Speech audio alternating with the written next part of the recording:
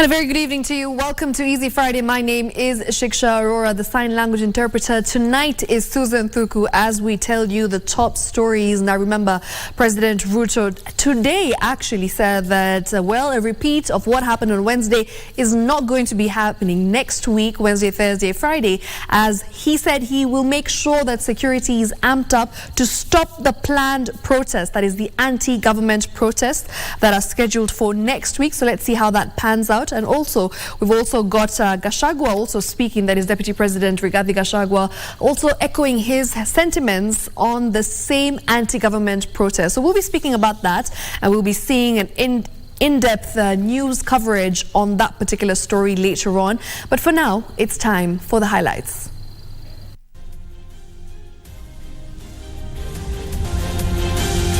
Mimi nataka niwaambie maandamano haiwezi tena kufanyika katika hii taifa letu la Kenya. More demos? Forget. President Ruto overrules next week's Azimio planned protests. Let's make the about turn necessary, where all of us are seeing we are heading down the cliff. Religious leaders call for sobriety amid heightened political altercation between the government and the opposition.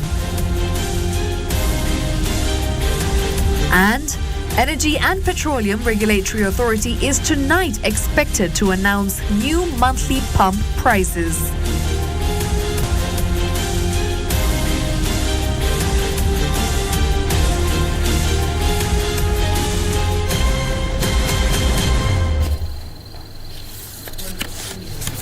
This is Easy Friday. My name is Shiksha Arora. Remember, you can get in touch with us. The hashtag is Easy Friday at KBC Channel 1 at Shiksha Arora. Now, tonight's top story. President William Ruto says the Azimio coalition's demo slated for Wednesday to Friday will not happen. The head of state has further warned that the government will use all means possible to stop a repeat of Wednesday's protest that saw the loss of at least 9 lives and destruction of property, including the Nairobi Expressway. Giverson Minor now reports.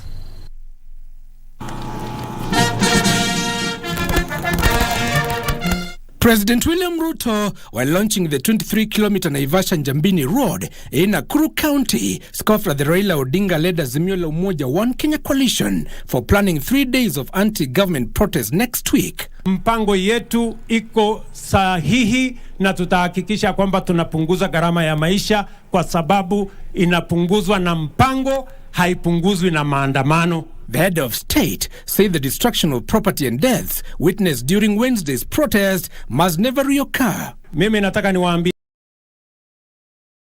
haiwezi tena kufanyika katika hii taifa letu la Kenya. Hiyo wanasema Wednesday, hiyo wanasema sijui lini. Hiyo maandamano haiwezekani. Haiwezekani. Mtu huyu wa kitendawili alilete fujo, akalete mapinduzi, watu wakakufa kule nyuma. Ruto's warning comes after the opposition vowed to sit demos for 3 continuous days next week. Mimi nataka uchaguzi iliisha tarehe 9 mwezi wa 8 mwaka uliopita. Huwezi kutafuta uongozi wa taifa letu la Kenya, kutumia damu ya wananchi, maafa ya wananchi na kuharibu mali ya Kenya. Hiyo haiwezekani.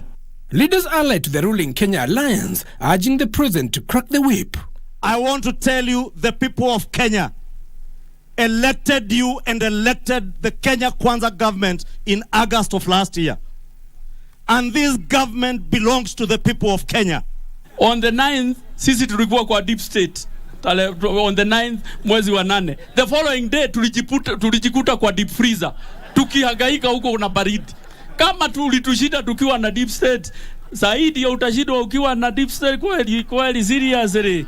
Let us keep peace. Hiyo sisi tulisema tangu ile farakano ilikuwa zamani, tukasema we will not repeat. Naivasha will not be a black spot again. Later in the day, the president launched the newly built Ngea Secondary School in Maimahio. President William Ruto has warned against Azimio demonstrations slated for next week, saying enough is enough, and also cautioning that the government will use all means possible to stop destruction of property. Prime edition in Naivasha, Nakuru County. Moving on, Deputy President Rigathi Gachagua has accused the opposition of trying to force the government to give in to their demands against the law. The DP issued a stern warning to those leading the demonstrations, saying the government will not allow more damage to the economy. His sentiments echoed by Interior Cabinet Secretary Kithure Kindiki, who said all the leaders found culpable for fueling violence will be arrested and prosecuted in court regardless of the position they hold in society. As a government, we have said enough is enough.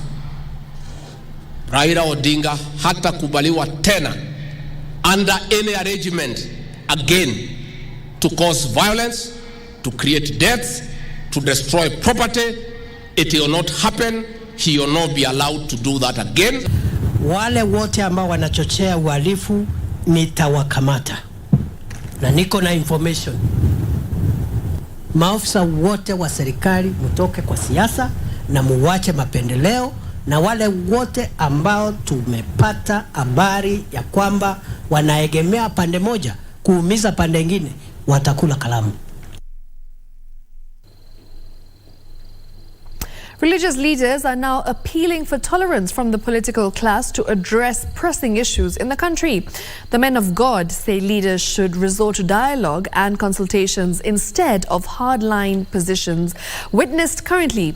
The religious group is warning that the country is hurting and no one will emerge in a winner in the ongoing demonstrations. The call came as the National Cohesion and Integration Commission urged President William Ruto and opposition leader Raila Odinga to reconsider dialogue. The Kenya Conference of Catholic Bishops, the National Council of Churches Kenya NCCK, and the Supreme Council of Kenya Muslim SUPKEM are calling on the political class to put the country first and resort to dialogue to sort out any pressing issues. The men of God say nothing will come out of the demonstrations as it will only help divide the nation further. We urge that you open the way to dialogue and consultations as a way of and deep-seated grievances in our country so as to promote healing and reconciliation.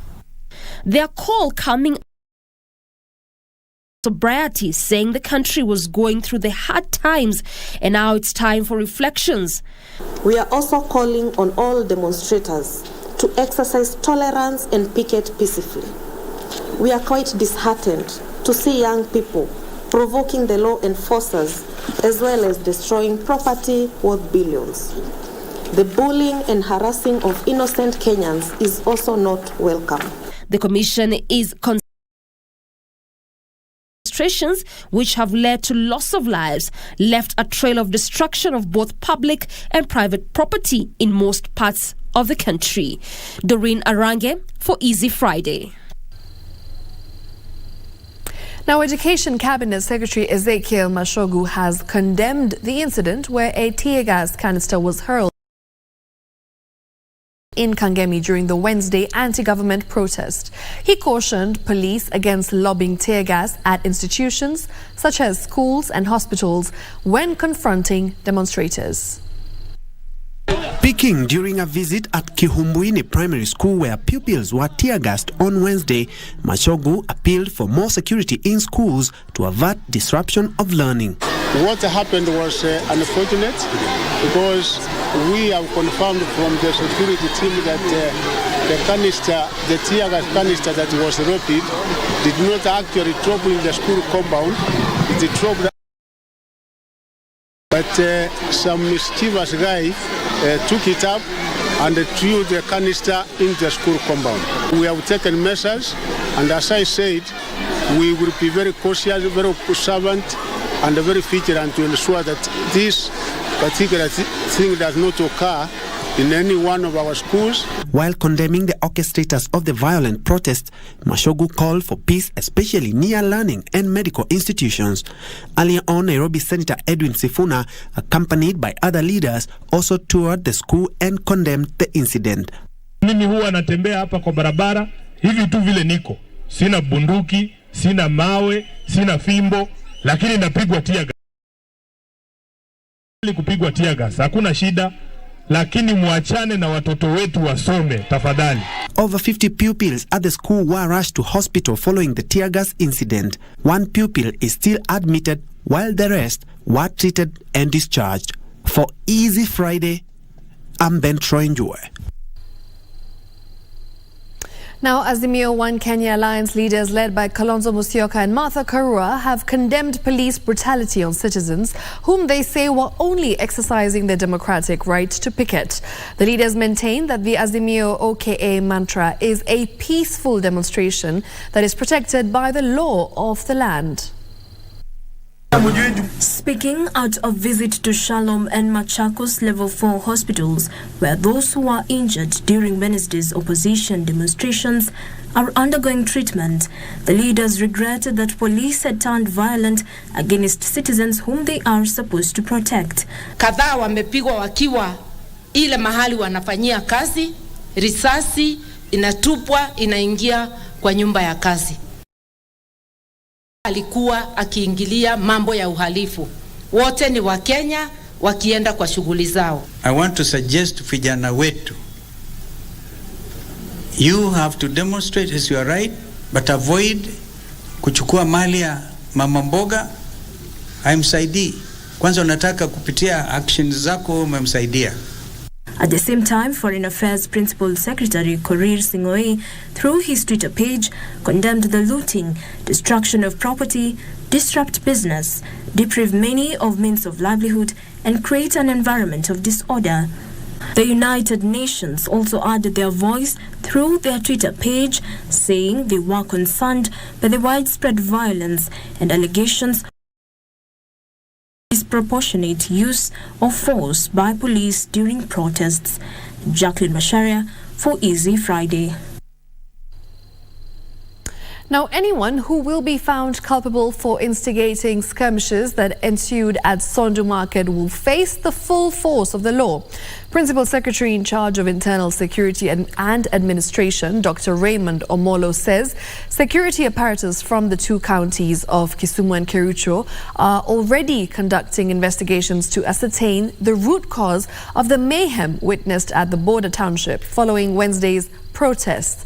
Now, this even as leaders from Kisumu, led by Governor Professor Anyang' Nyong'o, appealed for immediate ceasefire and calm. Wycliffe Okech now has the details. Calm is gradually resuming at the borderline township of Sondu after 2 days of skirmishes that have since claimed 2 lives while leaving more than 16 people nursing wounds.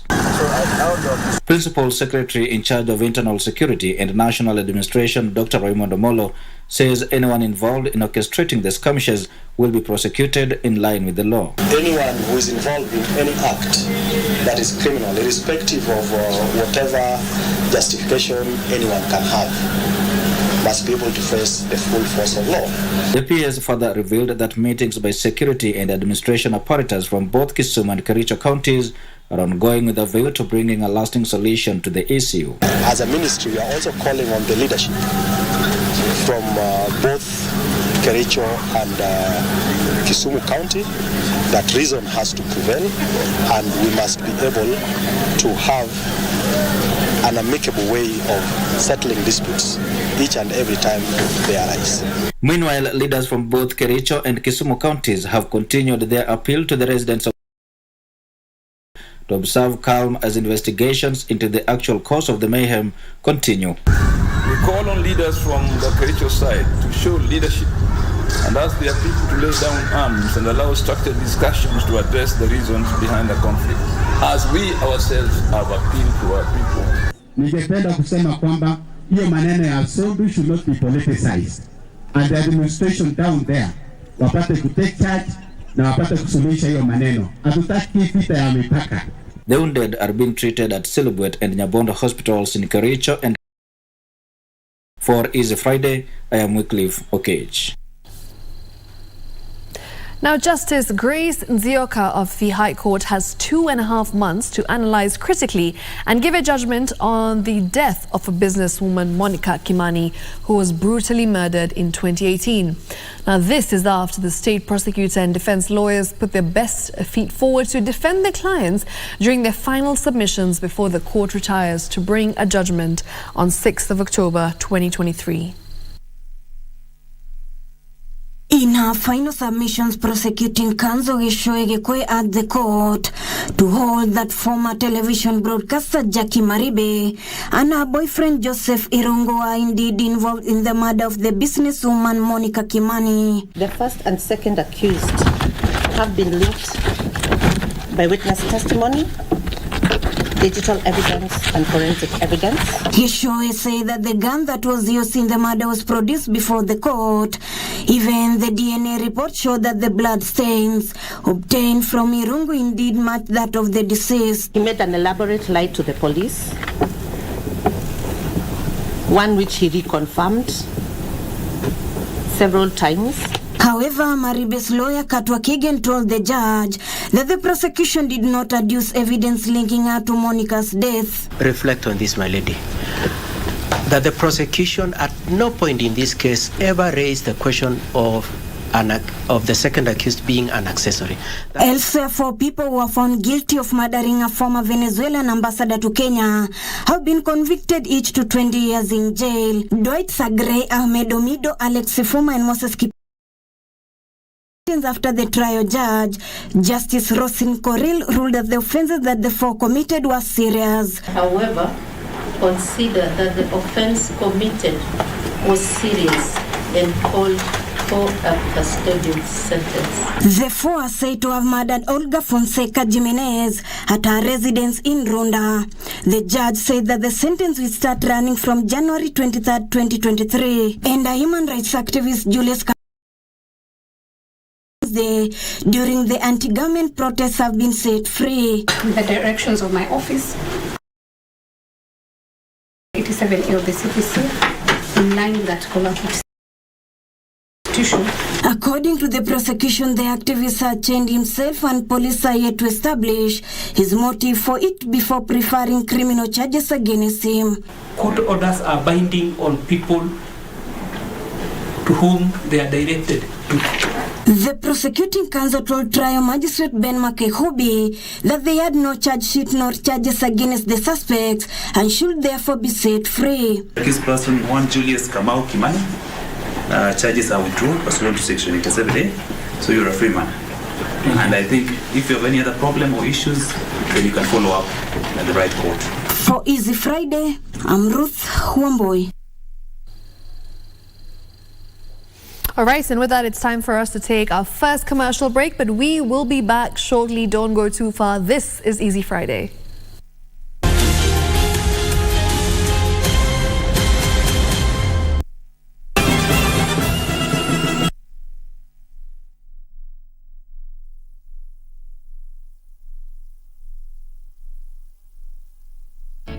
Cheza Loto Moto. Sasa unaweza jishindia instantly na Loto Moto.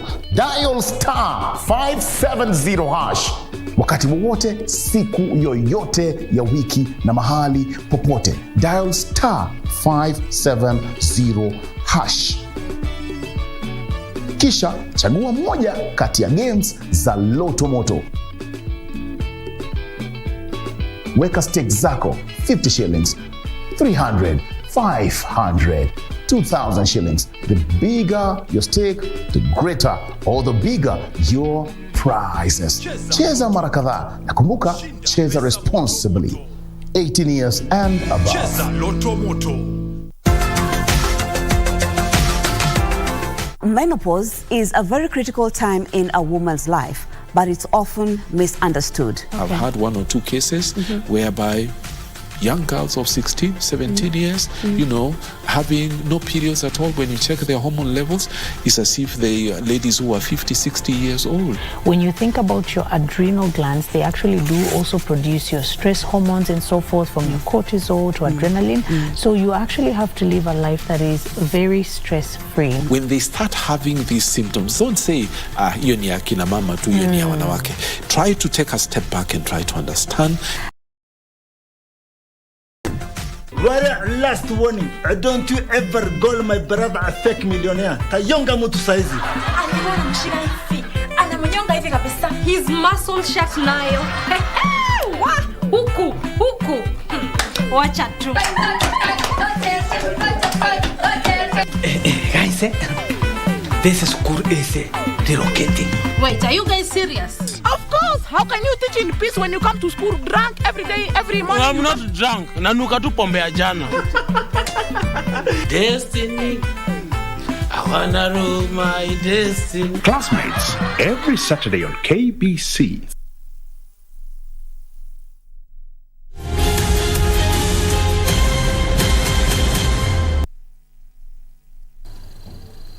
Now, in 1925, the Jamia Mosque opened its doors to the Muslim faithful to pray and receive Quran teachings. This week on My Culture, we focus on the intricate process followed by Muslim faithful once they set foot in a mosque. Take a look.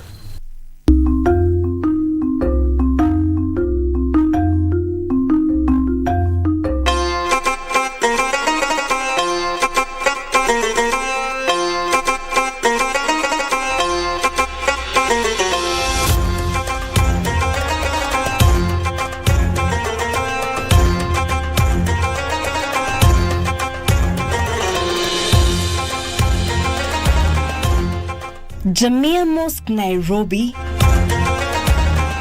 Every week, thousands of individuals of the Islamic faith make their way to the premise to pray and study teachings from the Quran. When people enter the mosque, there are special ways that they must prepare for prayer. This includes the ablution of their body before they pray. You first begin with washing the wrist. You wash them 3 times. From there, you gargle water. You put water in your mouth, you gargle, then you spit out. And then you need to blow your nose 3 times also. You wash your face, complete face. After washing the face, you wash your right arm from the fingertips all the way to the elbows 3 times. Then you come to the left arm also 3 times. Then you wipe your hair and you wipe your ears. You wash your right foot to the ankles and the left foot to the ankles. Before going into the prayer hall, they take off their shoes. Girls cover their heads. For the male, they're supposed to cover up all the way from the shoulders until below the knees. You're not allowed to pray if any part between the level which I've just mentioned is uncovered. And for the ladies, our sisters, they have to cover all their entire body. Once they enter the prayer hall, they come together and pray to Allah.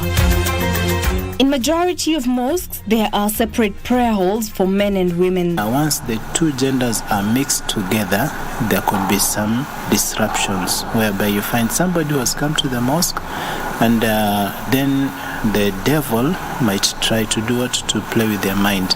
So they become somehow, they deviate. At the front of the prayer, which is the niche in the wall which shows direction of Mecca, the holiest city in the world of Muslims. This place known as the mihrab, the reason why it is there at the front is number 1, to give the imam that total privacy whereby nobody can come there and disturb him. It helps the imam to be audible enough.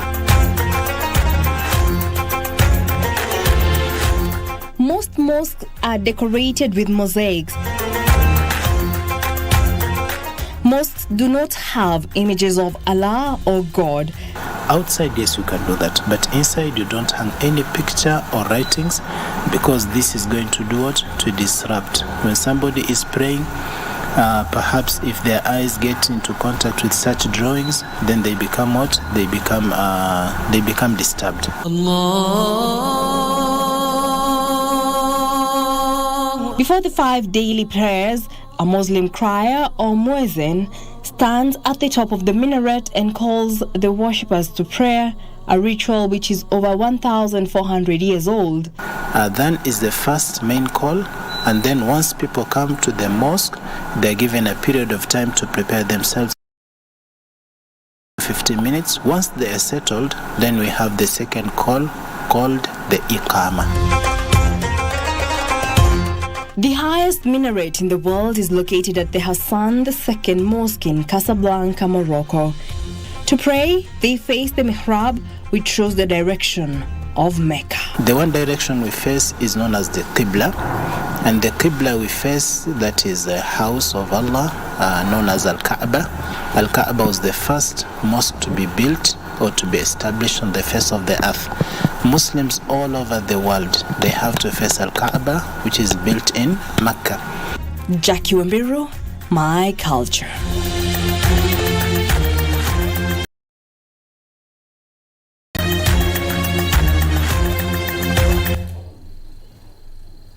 I actually had a chance to visit a Jamia Mosque, of course, just from the outside. So the exterior is just so beautiful. 1925 is when, it was first opened to Muslim faithful. And since then, we've had thousands and thousands of Muslims go there and pray. So yes, quite a beautiful one there by Jacqueline, of course, telling us more about the culture of those who follow Islam. Right, now moving on, let's take a look at savage netizens, where chaos was witnessed this week across Nairobi, and of course it caught the attention of the ever noisy keyboard warriors. The protest had its moments that sparked various conversations online. Acts of kindness captured between the protesters and the police left the savage netizens with just enough fodder for conversation. Take a look.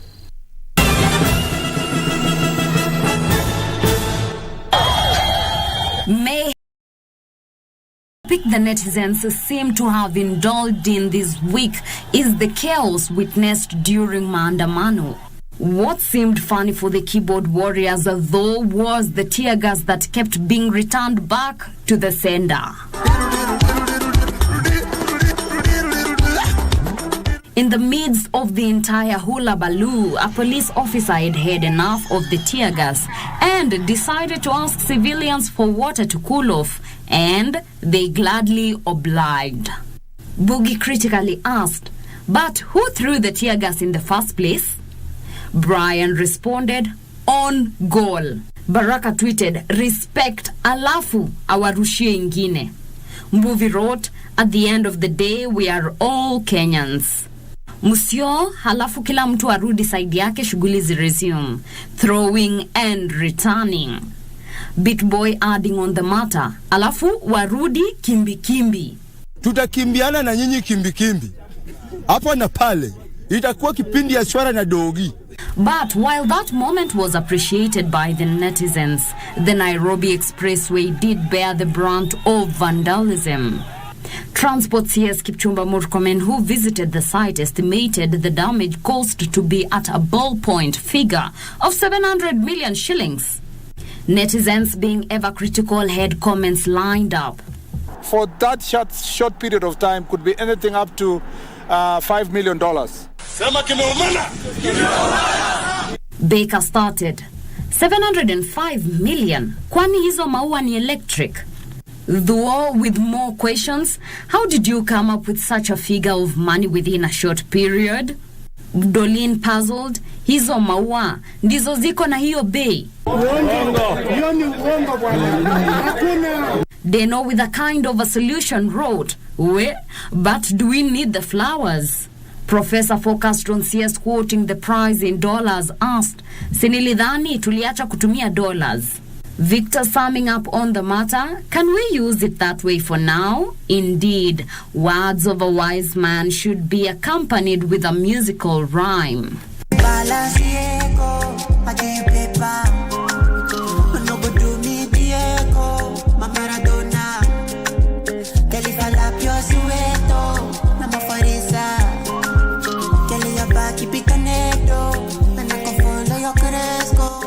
Catch you next week on Savage Netizens for Easy Friday. I am Teresa Mutai.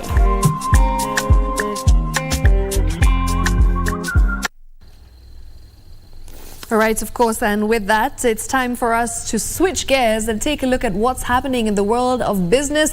As we know, that's going to be quite an interesting one when the Energy and Petroleum Regulatory, of course, body decides to release the prices that everybody has been waiting for, the new fuel prices. Carol, what is your take? Well, I think they'll release it maybe at midnight. We don't know. Okay. We are still waiting. And I know there was a review on the 1st of July. So we are still waiting to see what the Energy and Petroleum Regulatory Authority will say about the new fuel prices come midnight. All right, of course, and that's something that, Carol will give us more details about. And let's get directly into matters business. Yes, thank you, Shiksha. Now, today we'll look at some of the stories that we've been making headlines in the world of business this Friday. And pastoralists in 21 arid and semi-arid counties have been urged to organize themselves in cooperatives to benefit from feed-lots and vaccination offered by the government to boost livestock production. Cooperative and Micro, Small and Medium Enterprises Development Cabinet Secretary Simon Chalugui says the project targets to enable production of 1 million tons of meat annually to make Kenya an export hub. Pastoralists have been the most affected whenever the country experiences drought, which have been frequent and severe in recent years. The Ministry of Cooperatives and Micro, Small and Medium Enterprises Development now wants to establish feedlots and facilitate pastoralists in SL counties to boost production. The plan is we have feedlots across the 21 counties, at least 5 per county. Our plan is government provides water, provides roads, road access, and also facilitate the growth and development of pasture and feeds. And the Ministry of Livestock will support us with veterinary services and the animal protection vaccines and the genetics. Chalugui says the livestock subsector has the potential of contributing up to 500 billion shillings annually to the economy, hence the government's resolve of prioritizing it. With that, Kenya will be able to produce at least 1 million tons of beef, which means we'll be able to slaughter about 4 million bulls, get the skin and get the beef. We then have to position where do we market. We have business, enterprise, we have the beef to sell. With over 70% of MSMEs in Kenya failing within the first 3 years of operation due to challenges in accessing capital, the ministry is exploring the use of alternative data to determine credits. To repay the loan should be based on the market readiness, should be paid on yourself lending readiness, should be based on let's say the kind of the raw material, let's say if you are in value addition. So if we develop metrics around that opportunity, then we should divorce assessing your credit worth based on your personal consumption history, but based on the opportunity which you want to engage in. Trevor Ngendo for Easy Friday. Now, more businesses are opting into the electronic tax invoice management system as Kenya Revenue Authority ramps up efforts to streamline tax collection. The tax agency is working with more traders to increase the number of businesses on the team's system. KRA has partnered with Kenya Broadcasting Corporation to create awareness about the new system. The KBC KRA E-Teams Roadshow entered its second day within the outskirts of Nairobi as the caravan had different runs within the city. Popote ulipo unaweza kuendeleza biashara, maana hata kama mteja kwa wapi umefanya E-Teams, manake ni digital, mfumo wa kidijitali wa kuendesha biashara. The purpose or aim of this E-Teams Roadshow is geared towards enlightening Kenyans about the new E-Teams software which was launched by KRA in a bid to enhance and transform its services. Tomorrow we'll be tackling parts of Kiambu and Kajiado County and basically parts of Dagoretti, and we are passing the same message because as KBC we are charged with that mandate to inform, educate and entertain Kenyans. What we want to emphasize to the taxpayers and the VAT traders at large is eTIMS is a free software. So all you need to do is come up with your devices so that we can do the installations. Plans are underway for this KBC KRA Roadshow to head into different counties in the country as the government aims at enhancing its services through the introduction and rollout of the eTIMS software. Reporting for Easy Friday from Nairobi, my name is Frederick Mwoki. Now, the Cooperative Bank of Kenya has received 13.8 billion shillings in long-term funding from the consortium of DG or for onward lending to micro, small and medium-sized enterprises. Cooperative Bank Group Managing Director Gideon Muriuki says the long-term tenor of the funding has significantly boosted the bank's ability to tailor solutions to the needs of the MSMEs. Micro, small and medium-sized enterprises, which mainly operate in the informal sector, are the backbone of Kenya's economy and create 9 in every job in the country. However, most of them face a funding challenge as some formal financiers shun them for lack of security. Micro, small and medium enterprises have received a major boost following a deal between the Cooperative Bank of Kenya and a consortium of financial institutions from Europe and an African investment fund has availed $100 million, which is approximately 13.8 billion shillings for onward lending.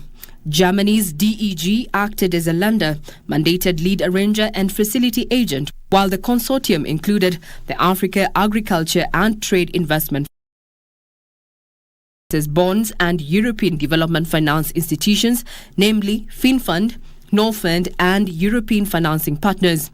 Cooperative Bank Group said the funding by DEG and the consortium is the most timely in the view of the great need to better support our business customers.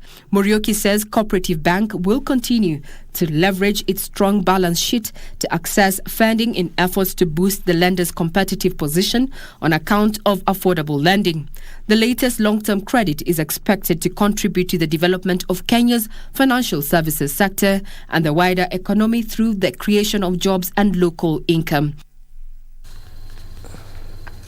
Now, harsh economic environment and a high-pitched political season saw the Kenya Revenue Authority miss its collection targets by 2022-2023 fiscal year. The tax agency says though tax collection increased to 2.17 trillion shillings in the 2022-2023, it was below the 2.27 trillion shillings target set for set by the National Treasury. Benson Rioba has more details. This is the second consecutive year that the tax agency is missing its collection targets after managing to collect 2.166 trillion shillings, missing the target by 107 billion shillings in the just ended fiscal year 2022-2023. However, despite the missed target, the collections registered a 6.6% growth compared to the 2021-2022 financial year, when the authority collected 2.031 trillion shillings. Acting Commissioner General Rispa Simiu says there was 925 million surplus collections on betting after the taxman examined 2%. KRA collected 6.64 billion shillings from excise on betting against a target of 5.7 billion shillings, representing a 30% increase from the previous financial year. KRA attributed the increase to integrating betting companies to KRA tax systems. Digital services tax rose by 208% to 5.33 billion shillings. Collections from pay-as-you-earn stood at 495 billion shillings, representing a 7.76% growth.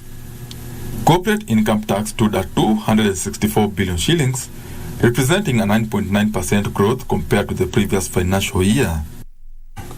In the performance report, KRA says an additional 940,483 new taxpayers were brought into the tax bracket, which enabled it to collect an additional 14.65 billion shillings. The taxman now targets to collect 2.768 trillion shillings by 2024-2025 financial year. However, this target is likely to be a lot of macroeconomic activities in the country. Benson Rioba reporting for Easy Friday. And we can only hope that KRA will hit the target for the 2023-2024 target of 2.9 trillion shillings. Now, moving on, the housing levy will contribute up to 73 billion shillings towards the affordable housing scheme. Housing Principal Secretary Charles Hinga says the funds will help the government construct over 200,000 housing units every year, with the aim of addressing the housing shortage in the country. The PS says the government is currently putting in place mechanisms that will projects. The government-owned Affordable Housing Scheme seeks to provide mass housing to thousands of Kenyans who are left out of the home ownership bracket. Launched in 2017, the affordable housing concept seeks to construct over 200,000 housing units every year, targeting low and middle-income earners. Currently, the provision of housing is characterized by inadequate supply, low urban home ownership, and widespread informal housing. We have got about 36,000 units that are under construction as we speak.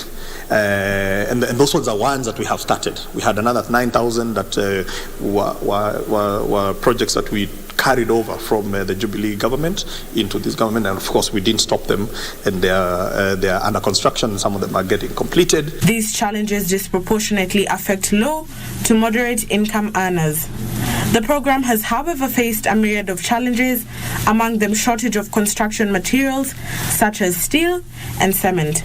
The government is working on strategies aimed at stabilizing the cost of building materials through tax waivers and other incentives. Cost is cost, and this cost are, public information.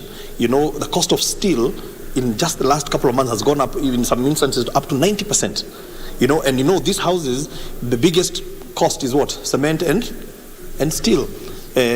So if we don't do anything on those two, we will not be able to tackle the issue of affordability. So we are constantly working on that. Housing Principal Secretary Charles Hinga says 61 constituencies have been identified as possible housing projects and would be tendered in the coming days, while a total of 178 parcels of land are undergoing feasibility studies. We have about 29 projects that we are awarding. First 29 projects which are what we are calling constituency-based housing. So these are about 200 units per constituency. So that group that is sitting in there, they're not just talking abstract issues. We are looking at, there is a site at Karachonyo, okay? This site is going to need so many masons, is going to need so many plumbers, is going to need so many people. Experts say that the youth will be incorporated in the projects to bridge the skill gap. In terms of the technical and vocational training institutions, yes, they are giving us graduates who have done diplomas and artisanal courses, even from NITA. But when you look at them on the ground, when they are working on the ground, you find that there's a lot of skill gaps in terms of practical experience.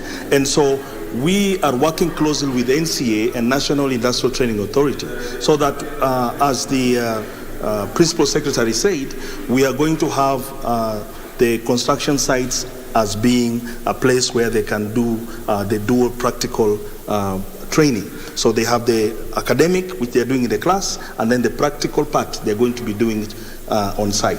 Ndusha Mokami for Easy Friday. Mukami brings to a close business news for tonight. We are still waiting for the Energy and Petroleum Regulatory Authority to release the new pump prices. They'll either increase or reduce, or the prices that are in remain unchanged. Well, that is it from me. My name is Wairi Mujenga. Have a good night.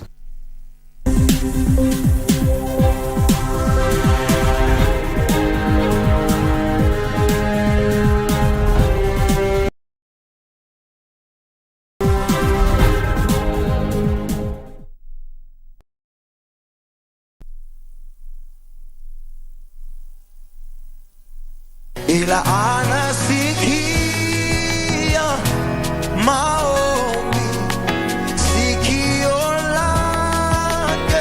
Anakuuliza maswali then anapata, I think anapata information kwako then anakupea solution. Nyota ikarudi na nikaolewa na mtu mkubwa sana. So nikaishi maisha mzuri, like naishi maisha yenye sijawahi ishi for 3 months only. Ile dawa ikaisha nguvu. Sasa akaniambia hapa nitakufanyia deliverance, ukujage deliverance kila siku. Ananitajia vitu mingi kwa but na kila time ukianguka ulikuwa tu. Lazima ningeenda kwa hiyo place ya grave. Ilikuwa tu grave. Kama sitaenda kwa hiyo grave, nitakuwa kwa grave mahali.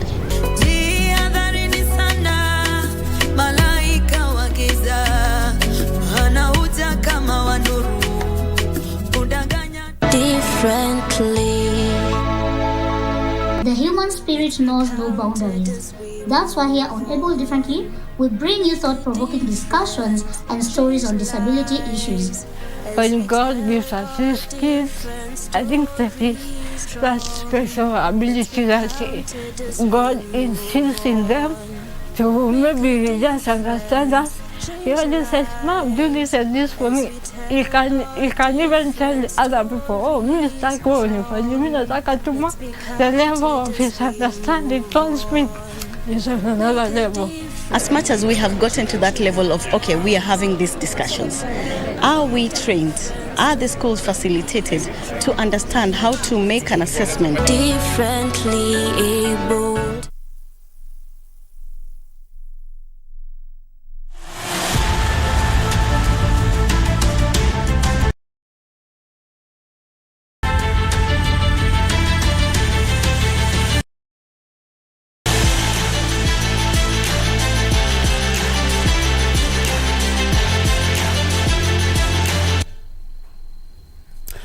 Well, and welcome to Easy Friday Sports. I'm Bernard Okumu, and we begin with rugby, where the national under-20 rugby team head coach Curtis Olago has named his matchday squad for Saturday's World Rugby Trophy tournament opening clash against Samoa at the Nyayo National Stadium. The matches will be televised live on KBC Channel 1 and Y254.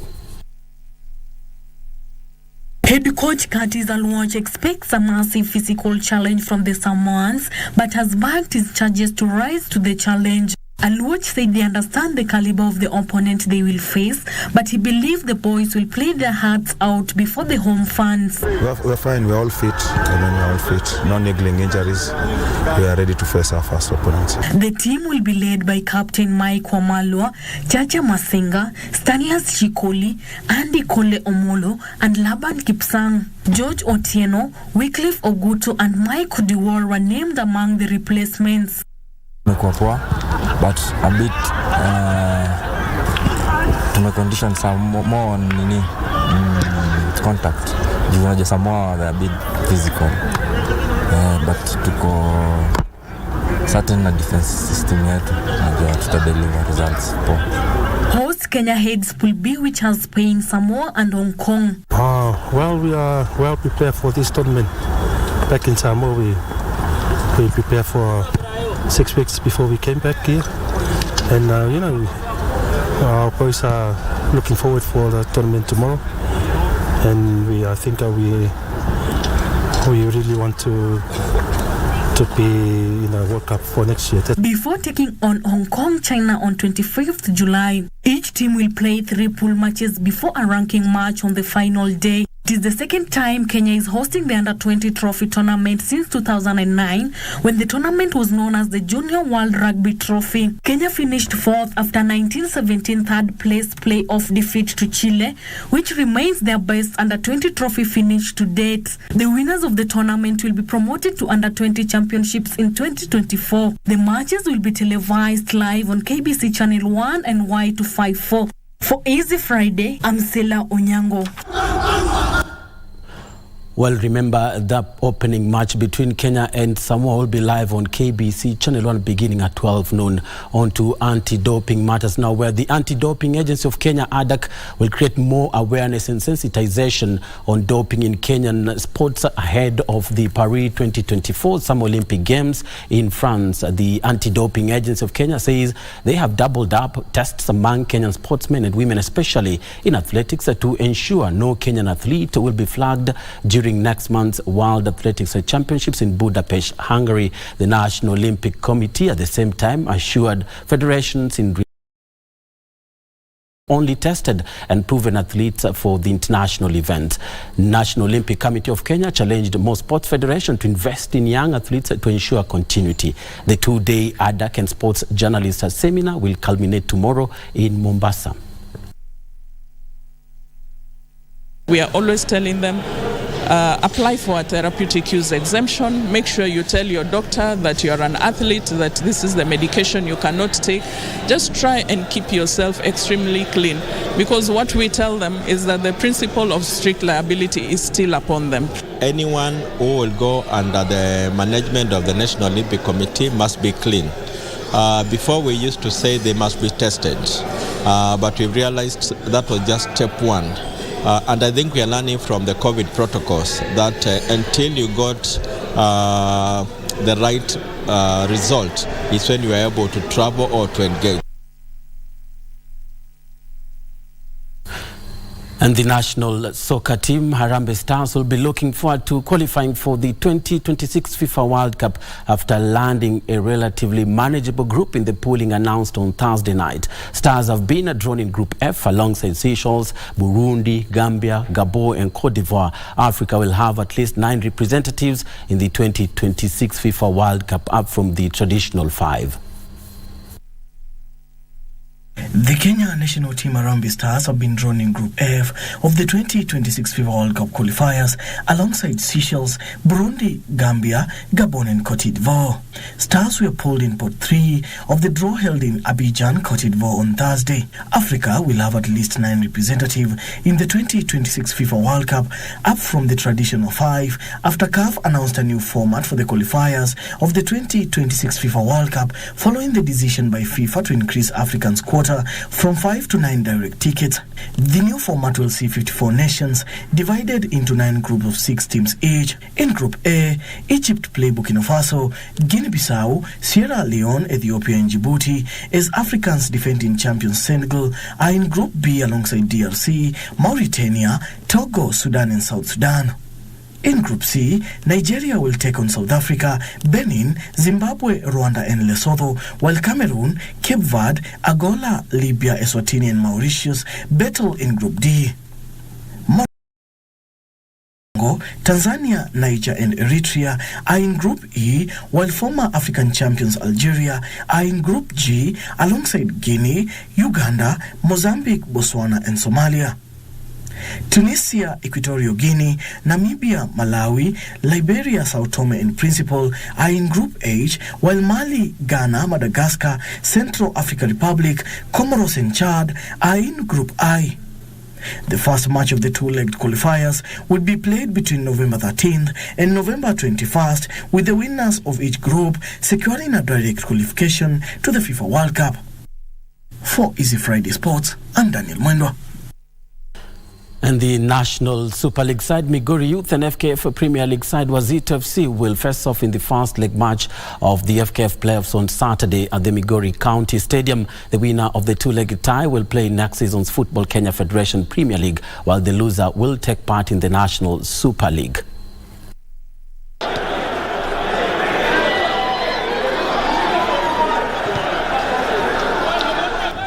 National Super League side Migori Youth will be aiming to boost their chances of participating in next season's Kenya Premier League campaign when they host Wazito FC tomorrow in the first leg of the playoff match at the Migori Stadium. Migori finished third in the second tier league standings with 62 points, 11 points behind champions Shabana FC.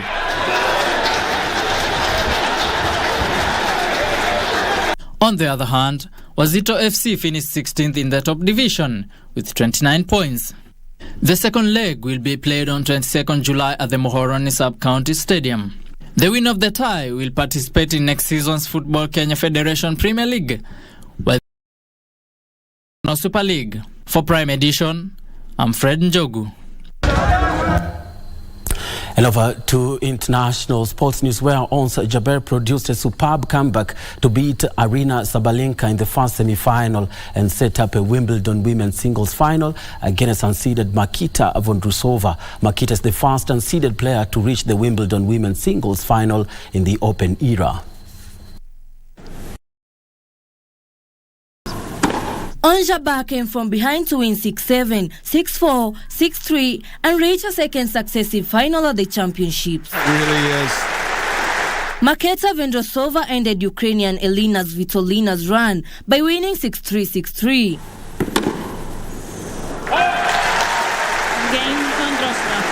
Vondrousova had to fend off a second set comeback by Svitolina to prevail and let Oh, what a shot. Svitolina rebounded from 4-love to 4-3 before Vondrousova regrouped to take the final 2 games of the match. Marketa is the first unseeded player to reach the Wimbledon women's single final in the Open era. Tunisia's Jabeur, the 6th seed, was beaten in last year's final by Elena Rybakina and was widely supported by the centre court crowd throughout. For Lunchtime News, I am Faith Akinyi. And on to that Wimbledon note, where Ons Jabeur from Tunisia will face Marketa in the final of the Wimbledon women's matches, is where we end our Easy Friday Sports tonight. Thank you so much for watching. I'm Bernardo Kumo, wishing you a good night.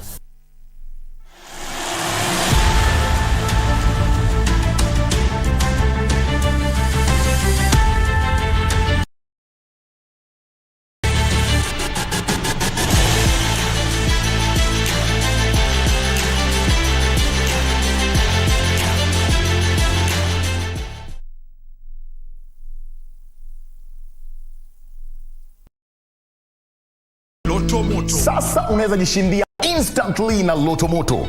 Dial *570 hash wakati wowote, siku yoyote ya wiki na mahali popote. Dial *570 hash. Kisha chagua moja kati ya games za Loto Moto. Weka stakes zako 50 shillings, 300, 500, 2,000 shillings. The bigger your stake, the greater or the bigger your prizes. Cheza mara kadhaa na kumbuka, cheza responsibly. 18 years and above. Cheza Loto Moto. What do we actually regard as faith in God? Cult will first of all present, it will bombard you with love. Cult will help her to identify a victim. I was a gullible Christian, and I was desperate at that time as a woman, and I was ready to believe anything that will give me the solutions that I wanted. One of the greatest things we must look at is that the breakup of society. Even where God is, there is also Satan, and there are other people who have nothing to do with God, nothing to do with Satan. They're just making money. The law is the law. If you're not practicing the law, you are illegal. An illegal society is bound for cancellation.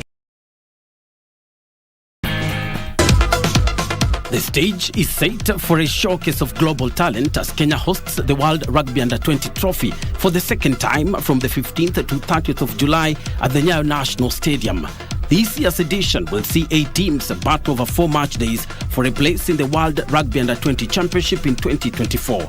Catch the matches live on KBC Channel 1, your true sports partner.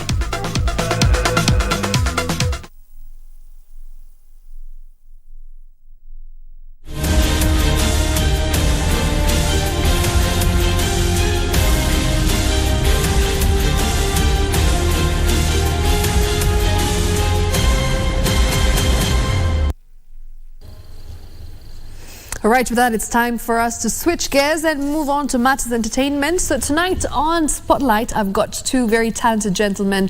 I've got Peter Kamau, who is widely known as, one of Kenya's most celebrated actors.